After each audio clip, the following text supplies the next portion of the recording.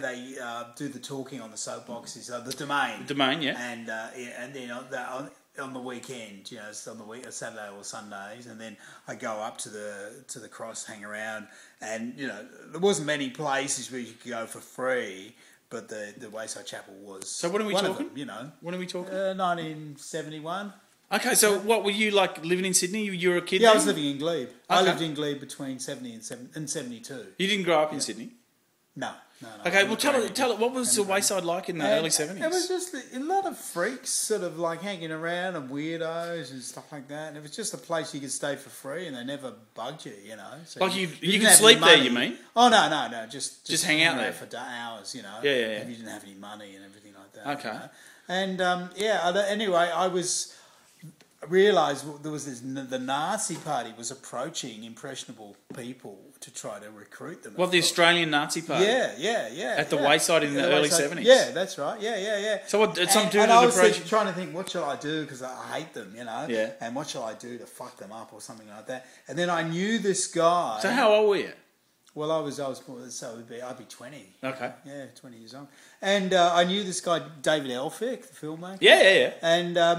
And I'd actually been to his house out down the Palm Beach, And I'm thinking, what shall I do? Anyway, I gave the fucking Nazi Party his address, and to like send him around there and all that. It was just like, because I was just fuck him up somehow and everything. But he he rang me up and complained that, I think he thought that I, was into it and that I'd actually been trying to get him to join, but it wasn't the actual fact, it was just that I was playing a joke on them. Yeah. And, so did you go to many clubs there, like in the 70s? The place I went to actually all the time was a place called Ballpants.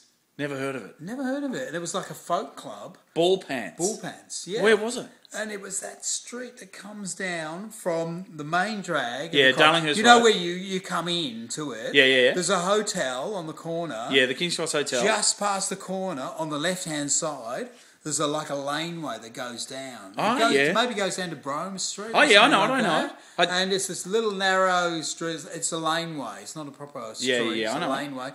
And then on the left-hand side, this hole in the wall. Tiny place called Ballpants. And that's where you went to score. That was the place that, that sold acid and pot. Fuck. And you'd go there, hang around there, and you'd wait for hours and hours. Is that B-A-L-L-P-A-N-T? B-A-L-L, Ballpants. Right. Ballpants, yeah. Ballpants. And it was a folk venue? Yeah, because it was so tiny, there was no room for a band or anything. So that was near that jazz venue, that famous jazz venue. Not Maisel Room. No. There's a jazz venue called... Oh, I can't remember it. Yeah, well, there's nothing else in that street. It was like so weird. It was like a hole in the wall, Okay. And I used to go in there, but I never had any money, so I couldn't really really go there. And what was the vibe like on the strip? Like, was there like lots of hookers in the strip clubs? Was that all going on? Yeah. Well, I was a hippie, So there'd be like lots of GIs around in those days. Yeah. I actually went to a place and I met this American service, soldier who decided to, quit, like to not go back to Vietnam, and he'd met this woman there, and like he was like staying with her, But it was all kind of weird because I think I was a bit like, I don't know, dyslexic or something when I was 20, and it's like it was all this sort of weird shit was going on. I'm going, oh yeah. I was just sort of it was like just normal stuff. Whereas now I'd be going, fuck, I was like, I'd realise, that it was something important, but you were just going, oh yeah. And I mean, I was always trying to score. That was my perennial thing, and you just hang around for hours trying to score, And then amazing, I met these two American dudes, and they introduced me to that horrible band, the three-piece band. What were they called? They're really basic. Australian? No, American band.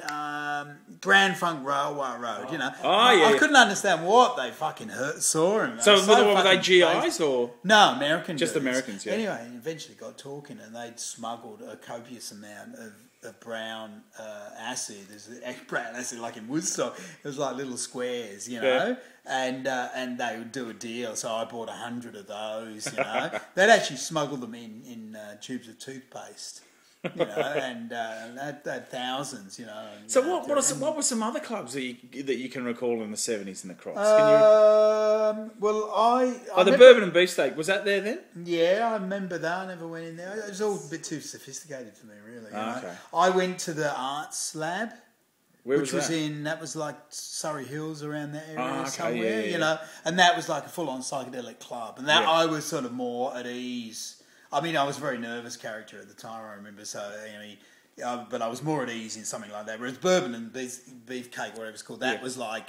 That was like straight, ritzy but it was straight. Yeah, it was like I was a hippie, so I was against that. So did you go to like the Yellow House? Oh yeah. I went to the Yellow House, Martin Sharp. Yeah. So what was going on there? Yeah, what was the Yellow House? I loved that. I went a few times. Was it like a gallery or something, or just a hangout? Well, there was a place where all these artists lived, and what they did this performance stuff, and they designed rooms. And I remember there was all these different rooms. Like there was the stoned room.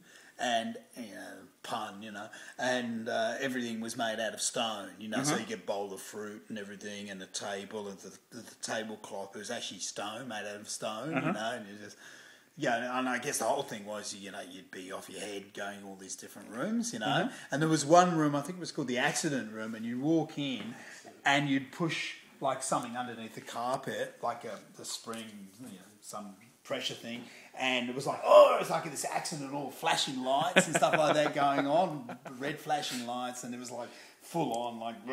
And when you had some brown acid on board, it was like extra special. Yeah, that's right. And I remember them. They showed movies and things, and like it was like psychedelic films and stuff like that. There was stuff going on and all that, all the time. But I remember, just wandering around in there and. Of course, the outside of the place is full-on psychedelic and everything like that, And I think it depended who happened to be in residence at the time with what was going on, Cool.